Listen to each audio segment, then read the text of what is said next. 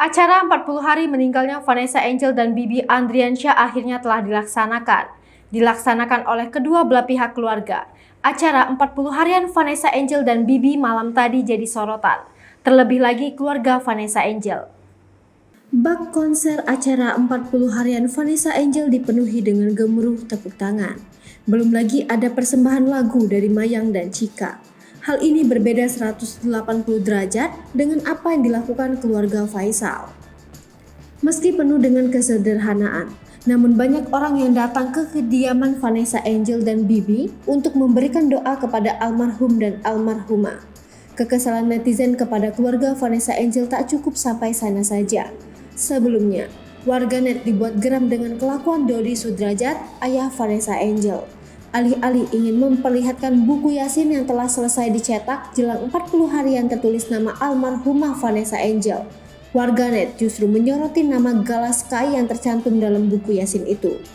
Pada lembaran kami yang berduka cita, keluarga Vanessa Angel Adzania terdapat bagian anak tercinta tertulis Gala Sky Azza. Tak cukup sampai sana saja, nama Bibi bahkan tak ada dalam lembar buku Yasin tersebut. Sontak hal ini menjadi sorotan warganet dan menjadi viral di TikTok. Kejanggalan sikap Dodi Sudrajat pun membuat paranormal angkat bicara. Penerawangan peramal Nyai Kidul dibuka ke publik. Nyai Kidul akhirnya ikut bongkar sifat ayah Vanessa Angel. Ramalan ini muncul lantaran dipicu keraguan Dodi Sudrajat soal cucu biologisnya Gala Sky. Ada tantangan tes DNA dari netizen lantaran banyak yang ragu Dodi merupakan ayah kandung Vanessa Angel. Dan hal itu berimbas ke tes DNA buat Gala. Ada dugaan Dodi ikut menyentil keluarga Bibi Andriansyah agar ikut melakukan tes DNA jika memang meragukan status Gala sebagai cucu.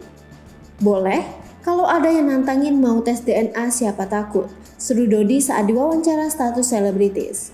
Pernyataan Dodi tadi membuat peramal Nyai Kidul merasa ikut gelisah.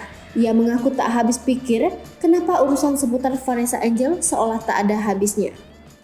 Hai pemirsa Sri Popo TV, jangan lupa komen, like, dan subscribe, serta tonton terus berita-berita terupdate lainnya ya.